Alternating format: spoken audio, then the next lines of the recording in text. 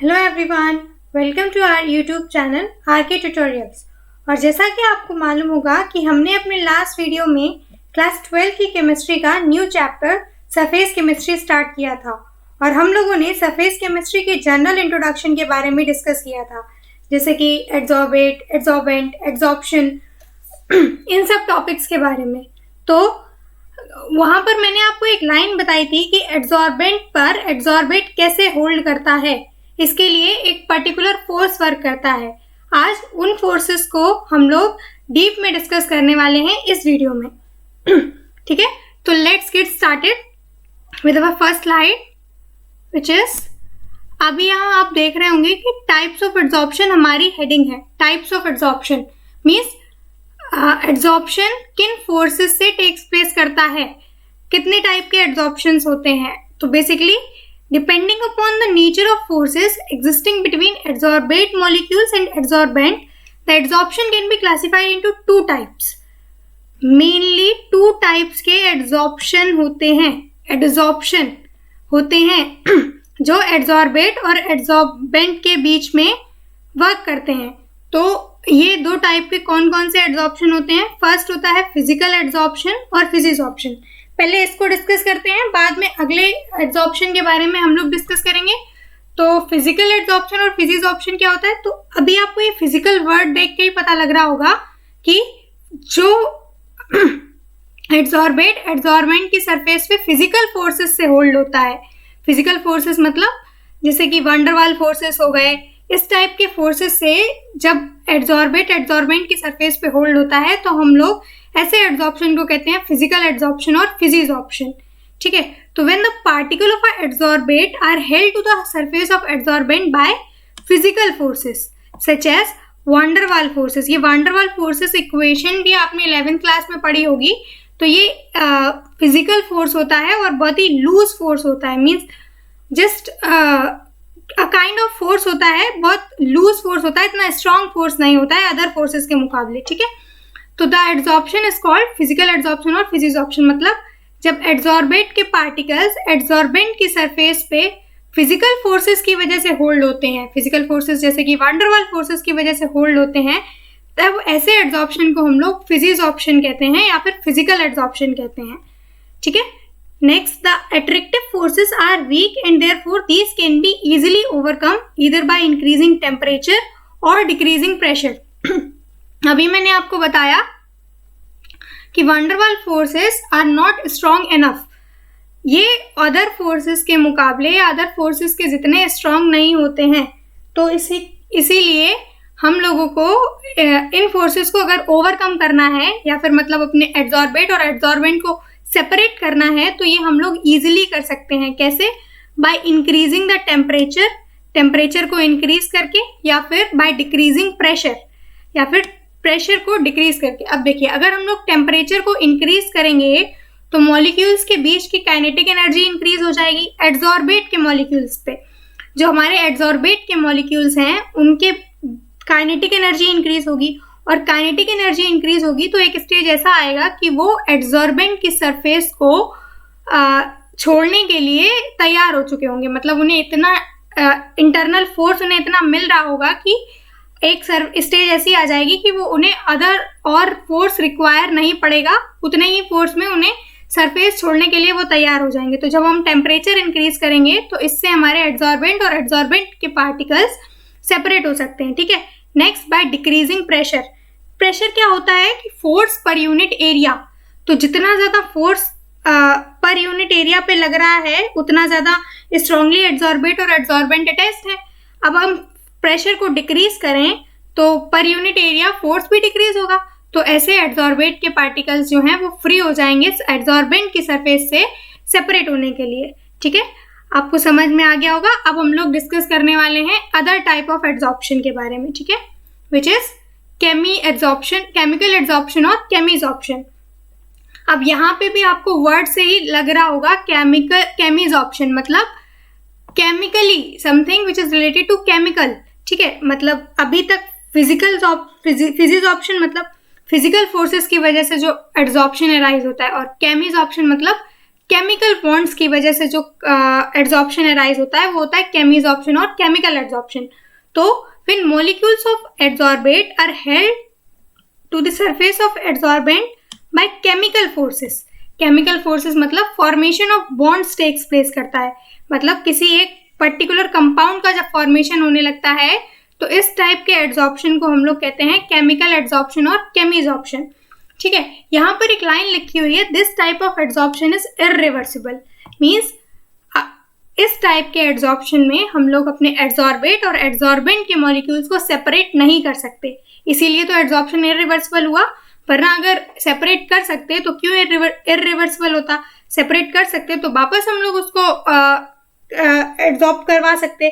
इसलिए ये पॉइंट याद रखिएगा कि फिजिकल एड्सॉर्प्शन और physisorption are reversible, whereas chemical absorption और chemisoption is irreversible। ये irreversible होते हैं, और ये irreversible इसलिए होते हैं क्योंकि इसमें केमिकल कंपाउंड फॉर्म हो जाता है। Chemical compound in the sense particular एक कंपाउंड फॉर्म हो जाता है, तो वो कंपाउंड हम लोग रिवर्स नहीं कर सकते, इस वजह से केमिकल एड्सॉर्प्शन और केमिसॉर्प्शन इररिवर्सिबल होते हैं।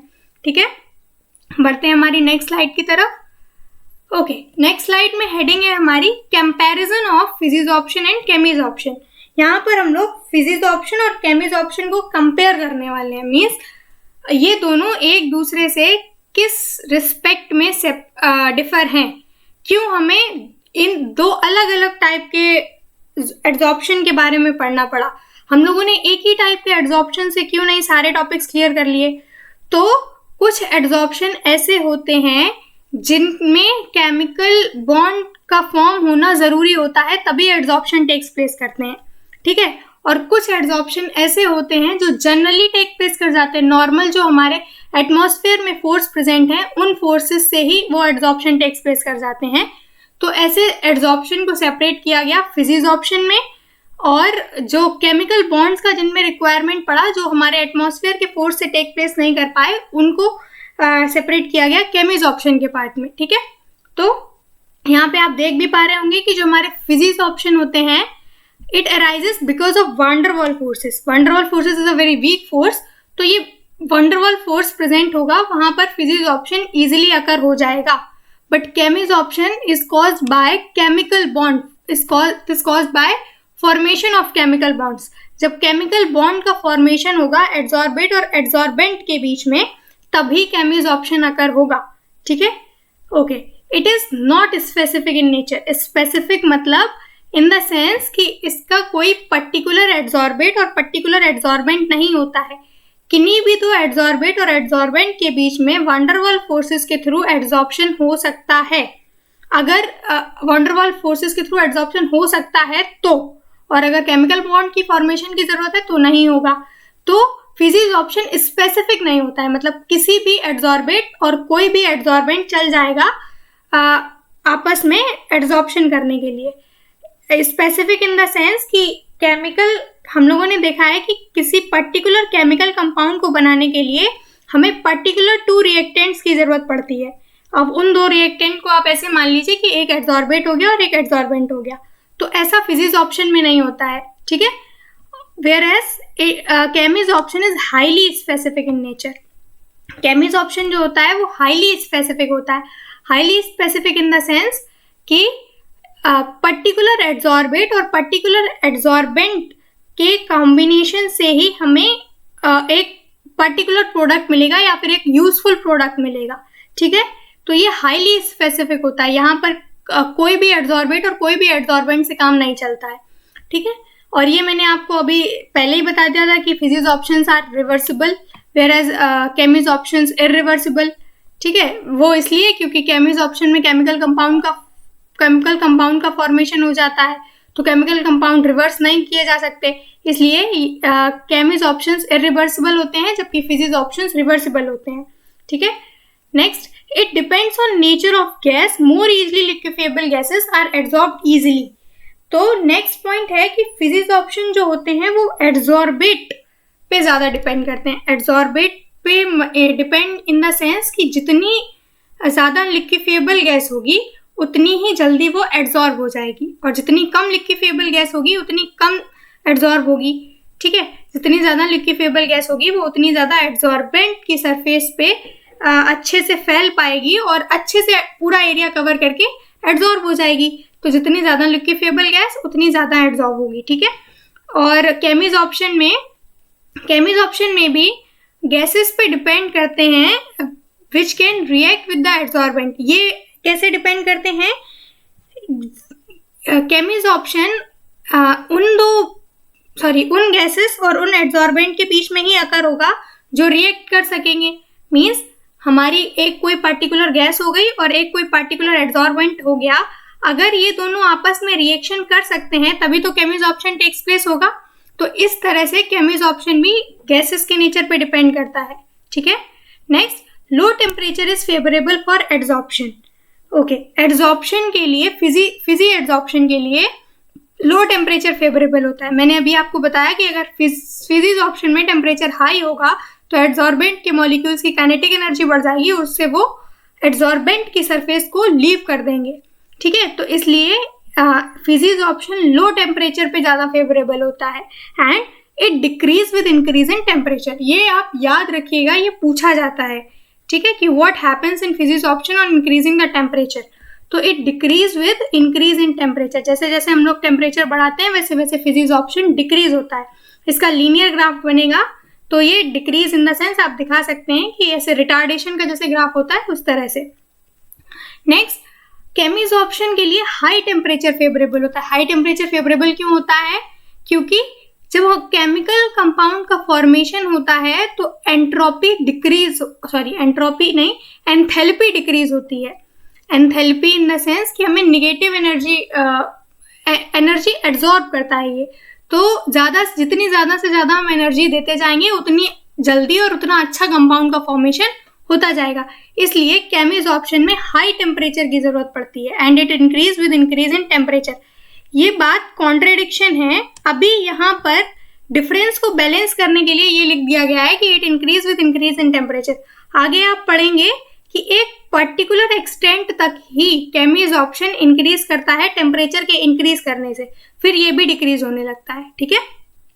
आगे बढ़ते हैं। नेक्स्ट है हमारा कि इट रिक्वायर्स वेरी लो और no activation energy. Activation energy क्या होता है कि ये भी आप आगे पढ़ेंगे इसी चैप्टर में।